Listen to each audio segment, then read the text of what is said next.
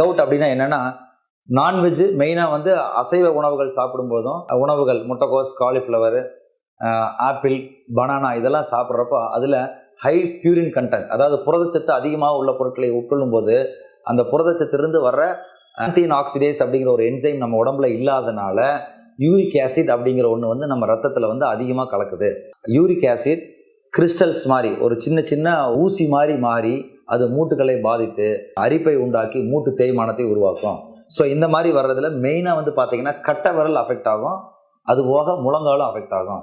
இந்த மாதிரி வியாதிகள்னாலையும் முழங்கால் வலி வரும். இதுலேயும் எந்த அடிபடுதலோ தேய்மானமோ எதுவுமே இல்லாமல் திடீர்னு வீக்கமாகி வலியாகி இதில் முக்கியமானது அந்த இடம் வந்து பார்த்தீங்கன்னா செவந்து போய் வரும். காய்ச்சல் எதுவும் இல்லாமல் வலியுடன் வீக்கம் இருக்கும். இதை கன்ஃபார்ம் பண்ணுறதுக்கு யூரிக் ஆசிட் அப்படின்னு சொல்லி ஒரு டெஸ்ட் பண்ணணும். பிளட்டில் வந்து அந்த யூரிக் ஆசிட் டெஸ்ட் நம்ம பண்ணுறோம். ஸோ இது வந்து ரத்த டெஸ்ட்டு. இந்த ரத்த டெஸ்ட் மூலமாகத்தான் இந்த வியாதியை உறுதி செய்ய முடியும். அப்படி உறுதி செய்த பிறகு இதை குணப்படுத்துறதுக்கு அந்த யூரிக் ஆசிடை குறைப்பதற்கு உண்டான வைத்திய முறைகள், இந்த கோல்சிசின், ஸ்டீராய்ட்ஸ், இந்த மாதிரி ட்ரக்ஸ்கள் நம்ம கொடுத்தா தான் அது வந்து முழுவதாக குணமடையும்.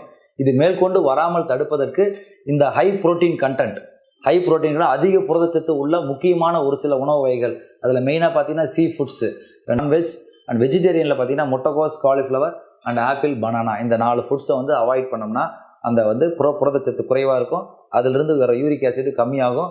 அப்போ வந்து உங்களுக்கு அதனால் வர்ற பாதிப்புகள் எதுவும் ஏற்படும். இந்த மாதிரி சேர்ந்த வியாதிகளுக்கு நம்ம பிளட் டெஸ்ட்டு, ரத்த பரிசோதனை மிகவும் அவசியமானது. நன்றி, வணக்கம்.